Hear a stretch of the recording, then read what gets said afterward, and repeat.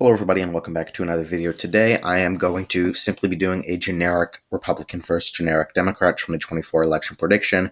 Before I begin, please make sure to go ahead and subscribe to the YouTube channel. We're 21 subscribers away from 500, so if you've not subscribed already, please go ahead and consider subscribing.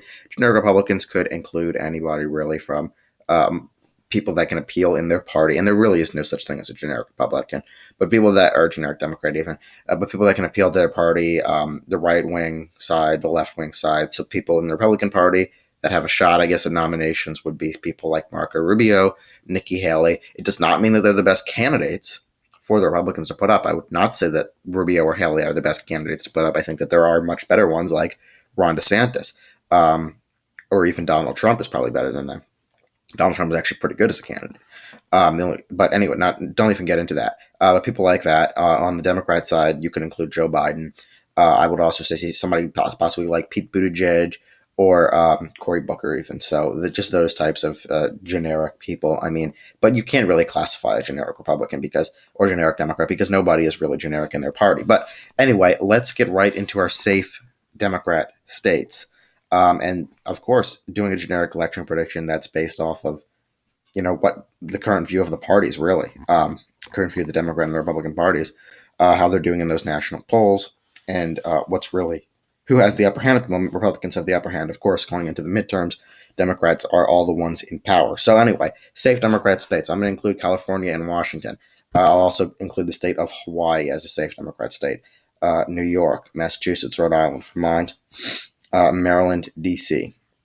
So 129 safe Democrat states. Illinois would be a little bit likely that could go below 15. In a national election, yeah, I do think it could go below 15 points. I mean, even the margins against Trump and Biden, that was really close in that safe margin.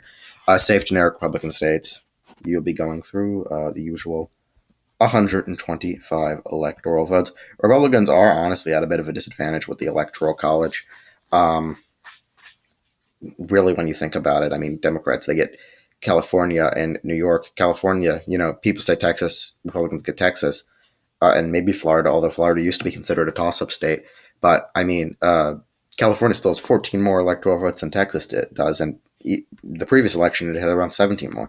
So anyway, like the Democrat states, these will be Oregon, this will be Colorado, Illinois, Connecticut, New Jersey, Delaware, Maine's first. All of those will be likely Democrat states. So that gets them to 191 electoral votes, likely Republican states. This will be Texas, like 5 to 6 points. In a generic Republican, it will be Iowa, Ohio, Maine second, and I will include Florida at the moment, 219, 290, 191. Republicans really are doing well in Florida. When you look at those numbers, I mean, the polls between DeSantis and Rubio and his opponents, such as Val Demings or Charlie Crist, are just blowing them out of the water. And now Republicans are the majority of party affiliates in the state. It's not looking good for Democrats there. Lean Democrat states, this will be New Mexico, Virginia, Minnesota, Maine at large, New Hampshire. That will be all of the lean Democrat states. That gets them to 225, and I think that those are all pretty obvious and speak for themselves. Lean Republican states, this will be North Carolina, Wisconsin, Arizona, and Nevada, would all be considered, in my mind, lean Republican states. So that gets them really, really close to that victory margin. Tilt Democrat states. The first tilt Democrat I'm going to give them is Nebraska 2nd Congressional District. Biden was actually able to win that by over 7 points against Trump, but if it's generic versus generic, I think the Democrats narrowly edge that out.